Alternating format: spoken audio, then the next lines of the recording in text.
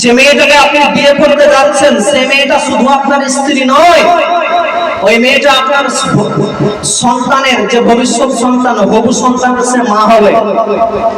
আর মা যদি খারাপ হয়, একজন দার্শনিক বলছেন যে এই আমাইপুর গ্রামের যে হাই মাদ্রাসা, এটা নাকি হাই মাদ্রাসা, এটা বড় বিশ্ববিদ্যালয় নয়, বড় শিক্ষা প্রতিষ্ঠান নয়। আমাইপুর গ্রামে যত শিক্ষা প্রতিষ্ঠান আছে ওটা শিক্ষা প্রতিষ্ঠান বড় নয়। একজন সন্তানের কাছে সবচেয়ে বড় শিক্ষা প্রতিষ্ঠান হচ্ছে তার মা। মা হচ্ছে এক নম্বর বিশ্ববিদ্যালয়। ওটা মা যদি ভালো হয় তাহলে সন্তান একটা মানুষের মতো মানুষ তৈরি হবে।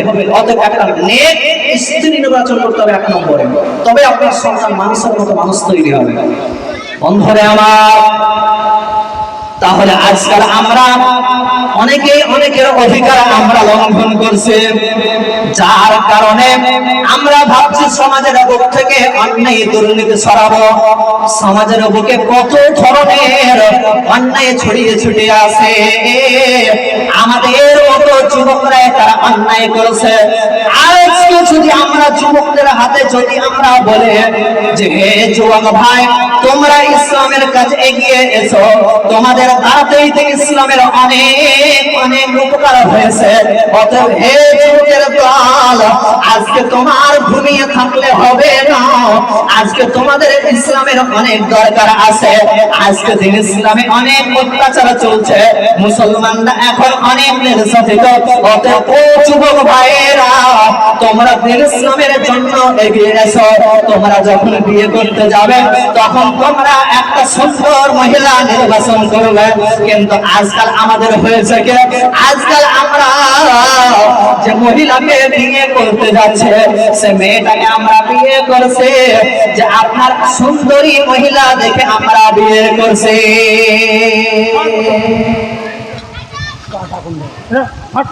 আমরা কি দেখছি, একটা মা নির্বাচন করতে যাচ্ছে আমাদের সন্তানের, তো সেই মাটা আমরা দেখতে যাচ্ছি।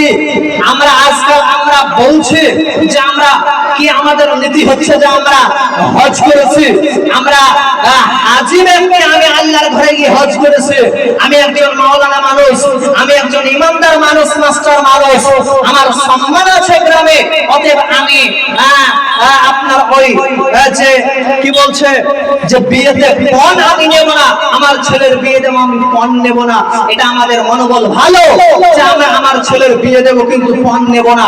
কিন্তু আমরা খুঁজতে যাচ্ছি, যে বাড়িতে একটা মেয়ে আছে ওই মেয়েকে আমরা খুঁজতে যাচ্ছি, যাচ্ছি কি যাচ্ছি না, যাতে করে আমি ধন সম্পদ তার কাছ থেকে সব লুটে নিতে পারি। এটা আমাদের নীতি। তাহলে আপনার নিয়তেই তো গন্ডগোল, তাহলে আপনি ভালো মেয়ে পাবেন কি করে? আপনি পাবেন কি করে? আমরা বিয়ে করতে যাচ্ছি ঠিকই, মেয়ে নির্বাচন করছি ঠিকই, পণ নেব না, কিন্তু আমরা মেয়ে দেখছি যে কোন বাড়িতে একটা মেয়ে আছে, কোন মেয়েটা দেখতে সুন্দরী, যাতে করে ওই বাড়িতে একটা মেয়ে আছে তার বাড়ি থেকে আমি সম্পদ লুটে নেব, বলবো না ঠিকই, কিন্তু আমি একটাই তো জামাই, একটাই তো মেয়ে, সব সম্পদ তো আমাকেই দেবো। এটা হচ্ছে কি হচ্ছে না? সমাজের মধ্যে এটাই হচ্ছে। হ্যাঁ, তাহলে আপনি ভালো সন্তানের মা আপনি কি করে নির্বাচন করতে পারবেন? বন্ধুরে আমার, তাহলে আমরা এই পণের পেছনে আমরা দৌড়ে বেড়াচ্ছি, আমরা দেখছি না যে মেয়েটি ভালো কেনা, আল্লাহ ওয়ালি কেনা। অথচ বিশ্বনবী বলেছেন ফাজফারা বিজাতিদ দ্বীন, তুমি যখন কোন মেয়েকে বিয়ের পয়গাম দেবে তখন তুমি তার দিন আছে কিনা তুমি লক্ষ্য করো।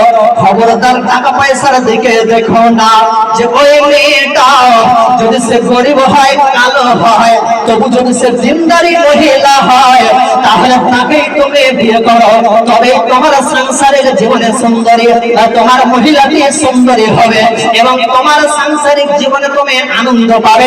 তোমার ওই স্ত্রীর পেট থেকে একজন সুন্দর সন্তান ভূমিষ্ঠ হবে। আমরা পণের পেছনে দৌড়াচ্ছি, এটা আমাদের অসুখ। আদেশ করিল আল্লাহ, আদেশ করিল আল্লাহ পবিত্র কোরআনে, আর বিবাহ করিতে যত আদম সন্তানে কোরআনে আদেশ আল্লাহ যদি না করিত মানুষের বংশ সব ধ্বংস হয়ে যেত। কিন্তু হায় বর্তমানে হতেছে এমন বেচির বিয়েতে বেটার বাপ নিচ্ছে কত পণ, কেহ সোনা দানা নিচ্ছে কেহ টাকা করে, কেহ সোনা দানা নিচ্ছে কেহ টাকা করে, কেহ জমি জায়গা নিচ্ছে কেহ নিচ্ছে বাড়ি। আবার কত বাচ্চি বলে নেব না গোপন, আবার কত বাচ্চি বলে নিব না গোপন, বেটা বেটি সাজিয়ে দেয় বিহায় আপন। টাকার বেলায় সাধু সাজে জমির বেলায় চোর, টাকার বেলায় সাধু সাজে জমির বেলায় চোর। বর্তমানে বেটার বাপ এমনি হারাম খোর, হায়রে বেটার বাপ তুমি এমনি লোভী হলে, চোর লোকে চুরি করে অন্ধকার হলে, চোর লোকে চুরি করে অন্ধকার হলে, আর বেটার বাপ চুরি করে দিনেরও চলে। হায়রে বেটার বাপ তুমি এমনি লোভী হলে, হায়রে বেটার বাপ তুমি এমনি লোভী হলে, আর টাকারও বদলে বেটা বিক্রি করিলে। গোপালপুরের হাটে সোনি বিক্রি হয় পাঠা, গোপালপুরের হাটে সোনি বিক্রি হয় পাঠা, আর পাঠার মতো বিক্রি করো তোমরা নিজের বেটা। তোর জন্য কত নারে বেশি পান করে, তোর জন্য কত নারে বেশি পান করে, কত নারে গলায় দড়ি দিয়ে ঝুলে মরে, কত নারী অ্যাক্সিডেন্টে রেলে কাটা যায়, কত নারী বিষ পানে গড়াগড়ি খায়। এর জন্য কে বাদাই জানো বেটার বাপ, এর জন্য কে বাদাই জানো বেটার বাপ, শত শত বেটির বাপে দিচ্ছে অভিশাপ।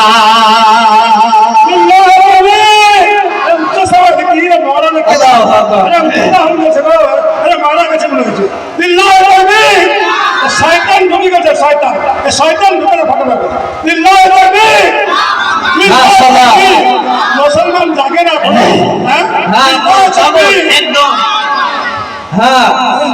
একদম তোলপাড় লাগিয়ে দিতে হবে, যাতে অপর পক্ষ যাতে থুর থুর থুর থুর করে কাঁপে। আর আমরা বিড়ালের মতো ঘরে বসে থাকছি, বিড়ালের মতো আমরা ঘরে বসে থাকবো না।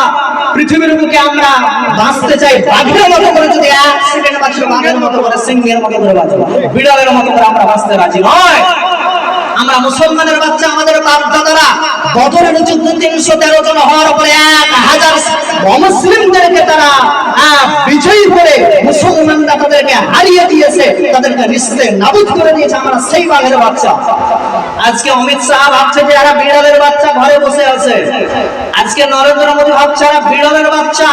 আজকে ভারতবর্ষের মুসলমান তারা যদি এক প্ল্যাটফর্মে এসে যদি তলোয়ার ধরে নেয়, তো একটা অমিত শাহের বাচ্চা কেন, তার যত সাবপুষ্টি আছে কারো গলা থাকবে না, গর্দন থাকবে না।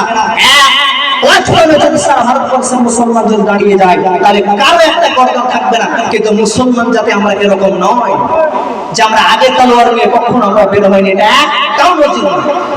আমরা সন্ত্রাসবাদী কার্যকলাপকে আমরা সমর্থন করি না, এটা ইসলাম সমর্থন করে না। তোমরা যদি আমাদের প্রতি জুলুম করে, এত অত্যাচার করে, তাহলে সহ্য করা তো আমাদের জন্য দায়, তাহলে আমরা তো বের হবই। অতএব আমাদের ঘুমালে আর চলবে না, কিছু করতে হবে, নামতে হবে। তাহলে বলছিলাম যে আজকে আমরা সন্তানের অধিকার লঙ্ঘন করছি। প্রথমে আমাদের গোড়ায় গন্ডগোল হচ্ছে, মেয়ে নির্বাচন করছি, ওটা আপনার একা স্ত্রী নয়, ওটা আপনার ভবিষ্যৎ সন্তানের মা হবে, বিশ্ববিদ্যালয় হবে। ওই মায়ের কাছ থেকে আপনার সন্তান একটা মানুষের মতো মানুষ তৈরি হবে। কাঁঠাল গাছ থেকে সন্তান হবে না, হবে? এরকম জালসা চলছে মনে করুন। আর আদায় চলছে, আব্দুল বারী একদম বড় করে আদায় ধরে নিয়েছে, যে মানুষের, যে ব্যক্তির সন্তান আলেম হবে, মাদ্রাসায় পড়বে, তার কারণে আল্লাহ কিয়ামতের ময়দানে একটা সোনার মুকুট পরাবেন, জান্নাতের মেহমান বানাবেন। তার পিতামাতাকে আল্লাহ সম্মানে সম্মানিত করবে, যার সন্তান পৃথিবীতে হাফেজ হবে। এই আলোচনা চলছে যাচ্ছে।